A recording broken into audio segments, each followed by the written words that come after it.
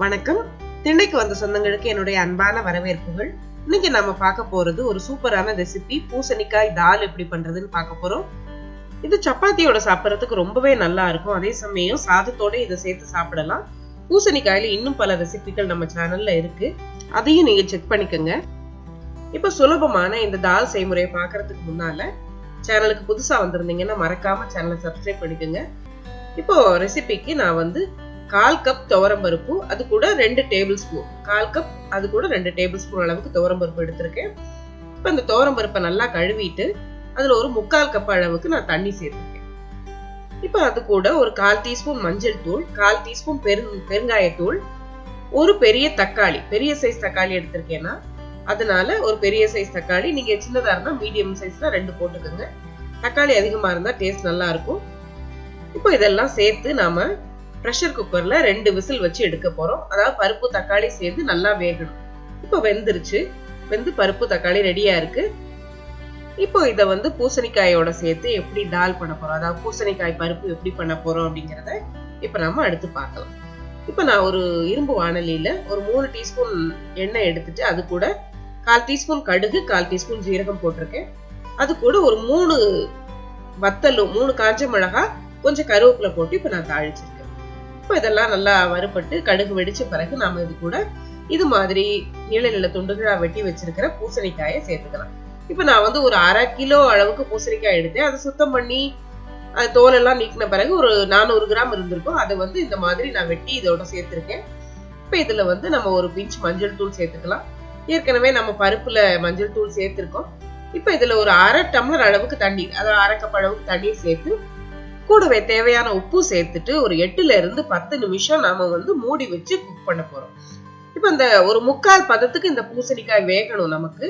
அதுக்கப்புறம் நாம பருப்பு சேர்த்து எப்படி தால் பண்றதுன்னு பார்க்கலாம். இப்ப பூசணிக்காய் நல்லா 3/4 பதம் வெந்துருச்சு. ரொம்ப வேக விட்டீங்கன்னா பருப்பு சேர்த்து கொதிக்க விடும்போது குழஞ்சிரும். அதனால 3/4 பதம் வெந்ததும் நம்ம அதுல இப்போ ஒரு 3/4 டீஸ்பூன் அளவுக்கு நான் காரப்பொடி சேர்த்திருக்கேன், அதாவது வத்தல் தூள் சேர்த்திருக்கேன்.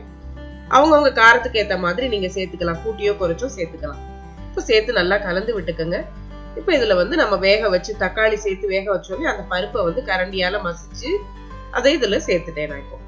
இப்போ இந்த தால் தான் பண்றோம் நாம, அது ரொம்ப தண்ணியா இருக்கக்கூடாது.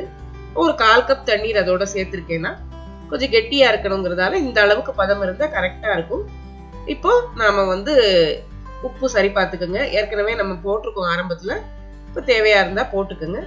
போட்டுட்டு இப்ப மறுபடியும் இப்ப பருப்போட சேர்த்து இப்ப இந்த பூசணிக்காயை நம்ம மறுபடியும் கொஞ்ச நேரம் குக் பண்ண போறோம். ஒரு 3ல இருந்து 5 நிமிஷம் நாம திறந்து வச்சே அதை நல்லா அப்படி மிதமான தீயில வச்சு கொதிக்க விட்டுட்டு அது கூட இப்ப நான் ஒரு பெரிய பல் பூண்டு அதை துருவி சேர்க்கிறேன்.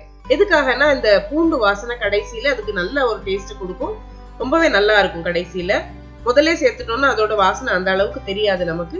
துருவி சேர்த்திருக்கிறதால ஒரு 2 நிமிஷத்துல நமக்கு நல்லா வெந்துடும். இதோட கடைசியா ஒரு 1/4 டீஸ்பூன் அளவுக்கு கரம் மசாலா, இது தேவைன்னா போட்டுக்கலாம், இது விருப்பப்பட்டவங்க போடுங்க, இல்ல வேண்டாம்னா விட்டுறலாம். இந்த கரம் மசாலா சேர்க்கறதால சப்பாத்தியோட சேர்த்து சாப்பிடும்போது நல்லா இருக்கும், அதனால விருப்பப்பட்டவங்க சேர்த்துக்கலாம். இப்ப இந்த பதம் கரெக்டா இருக்கு. இந்த அளவுக்கு இருந்தா ரொம்பவே நல்லா இருக்கும் சப்பாத்தியோட சாப்பிடுறதுக்கு. இப்போ அந்த காயும் பருப்பும் நல்லா சேர்ந்து குழைவா வெந்து ரெடியா இருக்கு. இப்ப இதுல மேல கொஞ்சம் கொத்தமல்லி தூவி நாம இறக்கிடலாம்.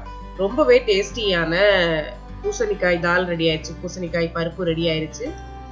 இந்த சாதத்தோட சேர்த்து வெறும் வடகம் மட்டும் வச்சு சாப்பிட்டா கூட ரொம்பவே டேஸ்டா இருக்கும். இது நீங்களும் செஞ்சு பாருங்க.